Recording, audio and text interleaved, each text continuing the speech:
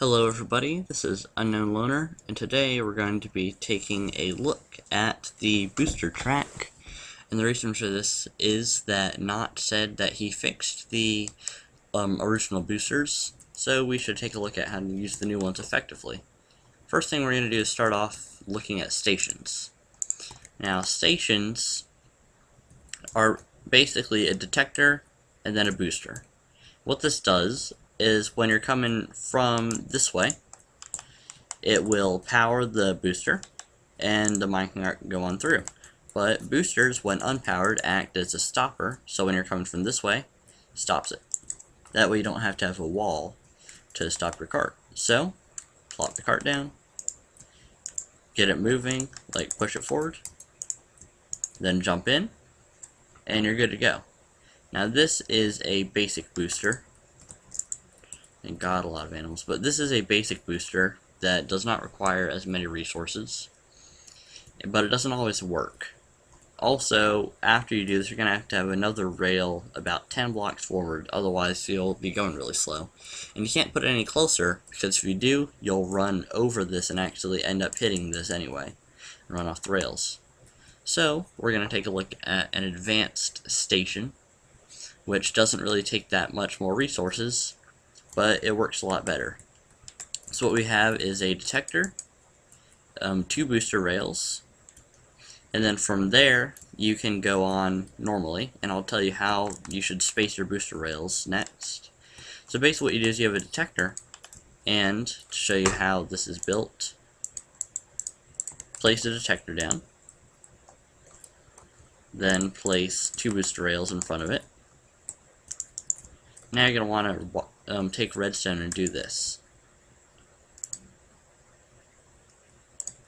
Redstone down there, redstone here, cobblestone, and then you put a delay thing here. Now you want to set the delay to 2 rather than 1. That'll give you the best success rate. And basically, what this does is that it'll actually power this. Because if you have redstone like this, then you have, say, a delay right there, then you power this redstone, that delay will turn on. So, I'll show you this. Turns on, and we can get in it, and it's, if we actually push it, then you can get going. And because there are 2 rails, A, you won't ever risk actually running onto this detector, and B, you'll have enough speed to keep you going for a while. Now, the question is, after you have a double booster rail launcher, how do you space your boosters? Now, I've found that to keep you at max speed, I usually space them about 32 blocks apart. And you have 2 options as well. You can either put a detector on either side of the booster, or you can just put a redstone torch down next to it. But I like this one just because it doesn't require any torches hanging in the air. So I'll show you this real quick. Now also at the end of this, I'll show you how to make both the detector and the booster in the crafting bench, just in case you don't know. So we get on the booster, 32 rails in, and here we have our other station. Kill this pig. Now, another thing is how to deal with corners. Corners are a problem because they do lose a lot of momentum, and booster rails don't really give you that much momentum. Now, apparently Notch is going to make them better when he removes the old booster type, which means that you could probably space them 64 out, and you might not even need to do this with the corners. But on the corners, I like to put a booster rail on both sides of the corner. Unfortunately, you can't use a detector because detectors cannot turn, nor can booster rails. So we take a look at this real quick. Yeah, whenever you push it, you gotta push it and let it get some momentum before you get in. And there you go. Now the good thing is that because you have the booster here, you can go another 32 blocks and keep going if you're going straight. But because of how many booster rails it takes, I suggest trying to keep turning at a minimum. Now, next up we have slopes. Now I've found that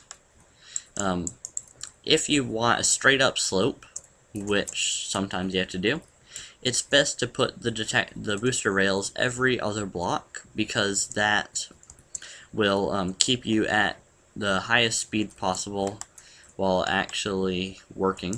Because if you do it every 2 blocks, like booster, regular, booster, you end up having a high speed, then slowing down, then catching it and going really fast again, then slowing down, and it's really slow.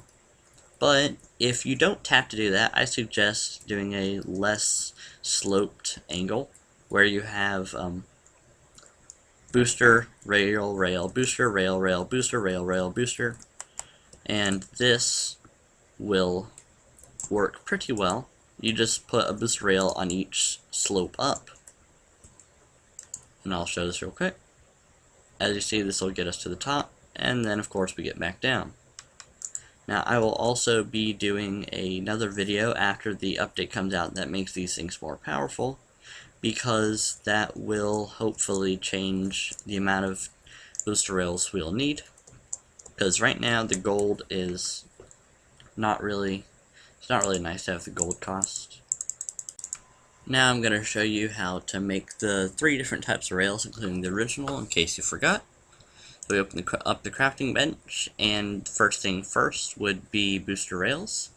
So gold on the side. Like you basically replace the iron on the side with gold, stick in the middle, and redstone on the bottom gives you powered rails. Now, next up, we're going to take a look at detector rails. So, you get yourself some pressure plates.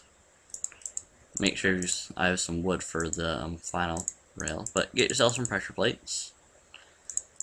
Go to the crafting bench, pressure plate in the middle, iron on the sides, and redstone on the bottom gives you detector rails. And in case you forgot how to make the original, stick in the middle, iron on the sides, and you have rails. That's all. I hope this was helpful to you, and this is Unknown Loner, signing off.